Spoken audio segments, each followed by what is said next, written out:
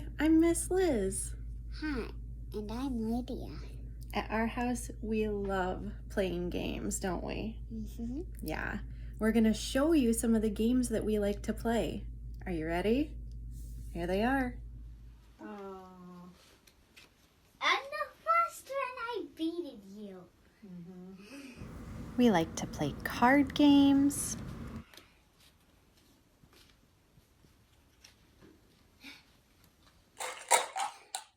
We like to play games with dice.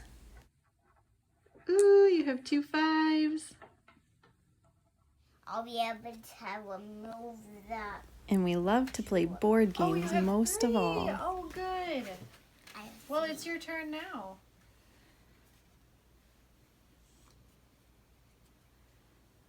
Uh-oh. We had a lot of fun playing all those games, didn't we? Mm-hmm. Well, today we're going to read a story about a couple of kids who play a game. This story is called Jumanji, and they're going to have a bigger adventure than they ever expected. Should we read it? Mm-hmm. Okay, let's check it out.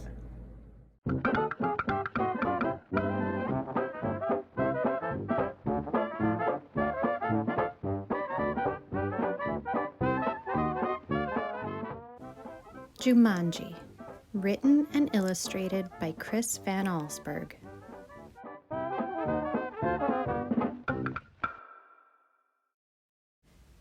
Now remember, Mother said, your father and I are bringing some guests by after the opera, so please keep the house neat.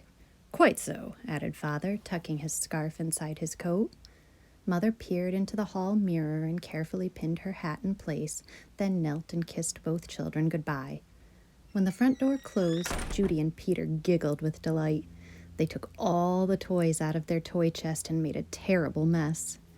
But their laughter slowly turned to silence, till finally Peter slouched into a chair. You know what? He said. I'm really bored. Me too, sighed Judy. Why don't we go outside and play? Peter agreed, so they set off across the street to the park. It was cold for November. The children could see their breath like steam. They rolled in the leaves, and when Judy tried to stuff some leaves down Peter's sweater, he jumped up and ran behind a tree. When his sister caught up with him, he was kneeling at the foot of the tree looking at a long, thin box. What's that? Judy asked. It's a game, said Peter, handing her the box. Jumanji, Judy read from the box. A jungle adventure game. Look, said Peter, pointing to a note taped to the bottom of the box. In a childlike handwriting were the words, free game, fun for some, but not for all. P.S. Read instructions carefully. Want to take it home? Judy asked. Not really, said Peter. I'm sure somebody left it here because it's so boring. Oh, come on, protested Judy. Let's give it a try. Race you home. And off she ran with Peter at her heels.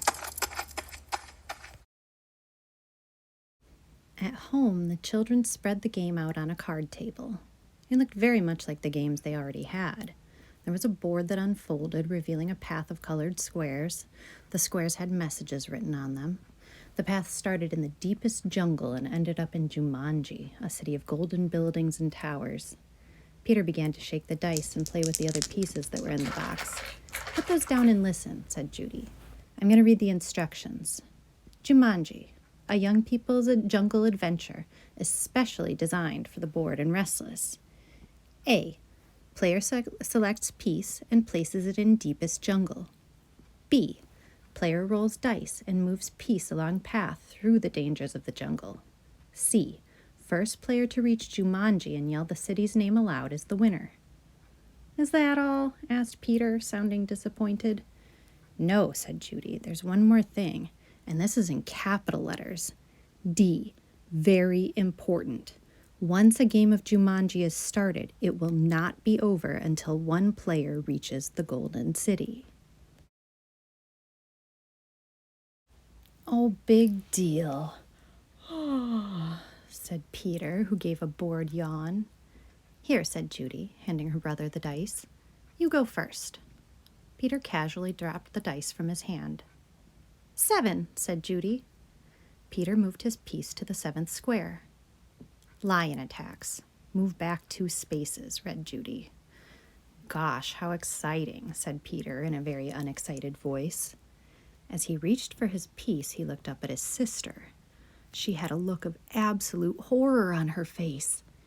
Peter, she whispered, turn around very, very slowly. The boy turned in his chair. He couldn't believe his eyes. Lying on the piano was a lion, staring at Peter and licking his lips. The lion roared so loud it knocked Peter right off his chair. The big cat jumped to the floor. Peter was up on his feet, running through the house with the lion a whisker's length behind. He ran upstairs and dove under a bed. The lion tried to squeeze under but got his head stuck. Peter scrambled out, ran from the bedroom, and slammed the door behind him. He stood in the hall with Judy, gasping for breath. I don't think, said Peter in between gasps of air, that I want to play this game anymore. But we have to, said Judy as she helped Peter back downstairs. I'm sure that's what the instructions mean. That lion won't go away until one of us wins the game. Peter stood next to the card table. Can't we just call the zoo and have him taken away? From upstairs came the sounds of growling and clawing at the bedroom door. Or maybe we could wait till Father comes home? No one would come from the zoo because they wouldn't believe us, said Judy. And you know how upset Mother would be if there was a lion in the bedroom. We started this game, and now we have to finish it. Peter looked down at the game board. What if Judy rolled a 7? Then there'd be 2 lions. For an instant, Peter thought he was going to cry. Then he sat firmly in his chair and said, Let's play. Judy picked up the dice, rolled an 8, and moved her piece. Monkeys steal food. Miss 1 turn, she read. From the kitchen came the sounds of banging pots and falling jars.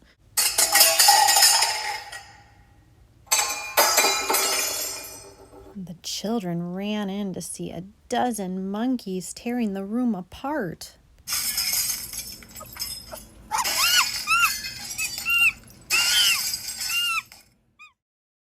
Oh boy, said Peter. This would upset Mother even more than the lion. Quick, said Judy, back to the game. Peter took his turn. Thank heavens he landed on a blank space. He rolled again. Monsoon season begins. Lose 1 turn. Little raindrops began to fall in the living room.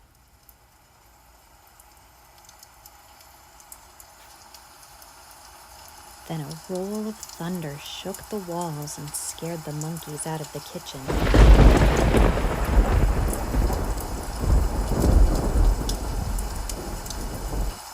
The rain began to fall in buckets as Judy took the dice.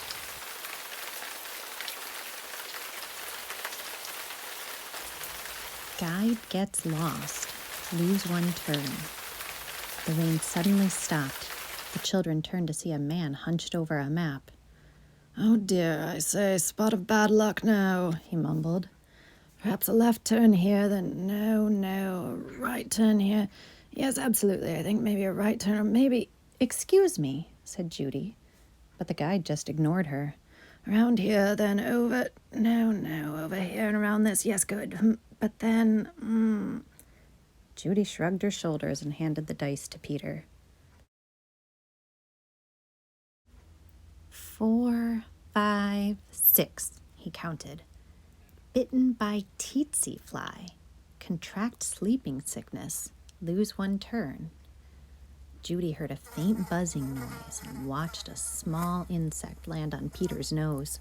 Peter lifted his hand to brush the bug away, but then stopped, gave a tremendous yawn, and fell sound asleep, his head on the table.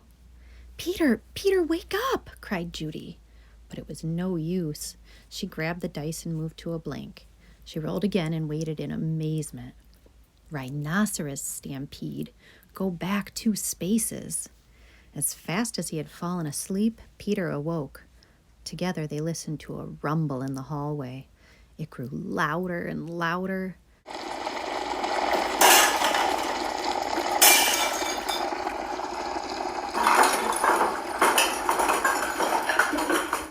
Suddenly, a herd of rhinos charged through the living room and into the dining room, crushing all the furniture in their path.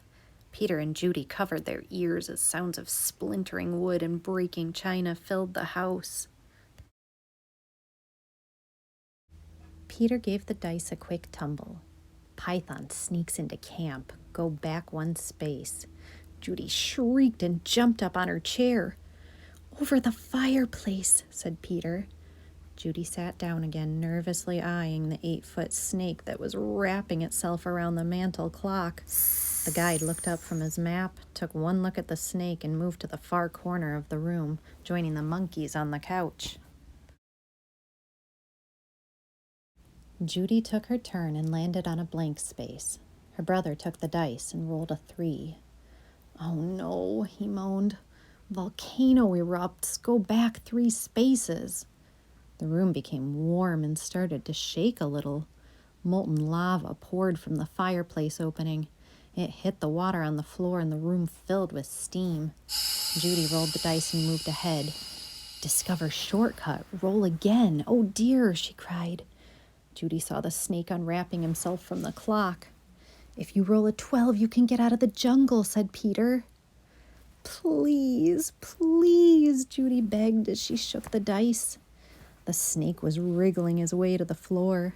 She dropped the dice from her hand. 1 6, then another. Judy grabbed her piece and slammed it to the board.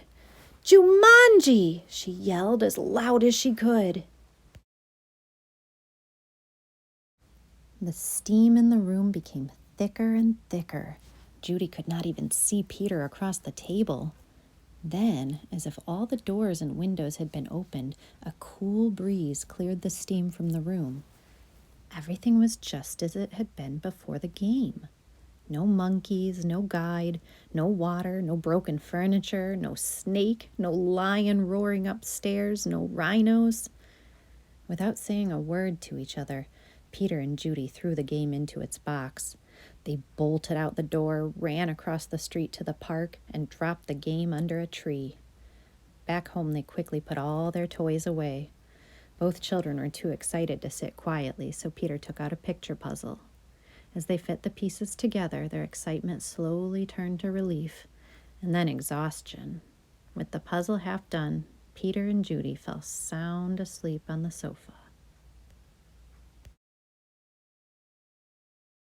Wake up, dears, Mother's voice called. Judy opened her eyes. Mother and Father had returned and their guests were arriving. Judy gave Peter a nudge to wake him. Yawning and stretching, they got to their feet. Mother introduced them to some of the guests, then asked, "Did you have an exciting afternoon?" "Oh, yes," said Peter. "We had a flood, a stampede, a volcano. I got sleeping sickness and—" Peter was interrupted by the adults' laughter. "Well," said Mother, "I think you both got sleeping sickness. Why don't you go upstairs and put your pajamas on? Then you can finish your puzzle and have some dinner." When Peter and Judy came back downstairs, they found that Father had moved the puzzle into the den. While the children were working on it, one of the guests, Mrs. Budwing, brought them a tray of food. "Such a hard puzzle," she said to the children. "Daniel and Walter are always starting puzzles and never finishing them." Daniel and Walter were Mrs. Budwing's sons. "They never read instructions either." "Oh, well," said Mrs. Budwing, turning to rejoin the guests. "I guess they'll learn." Both children answered, "I hope so." But they weren't looking at Mrs. Budwing. They were looking out the window. 2 boys were running through the park. They were Danny and Walter Budwing, and Danny had a long, thin box under his arm.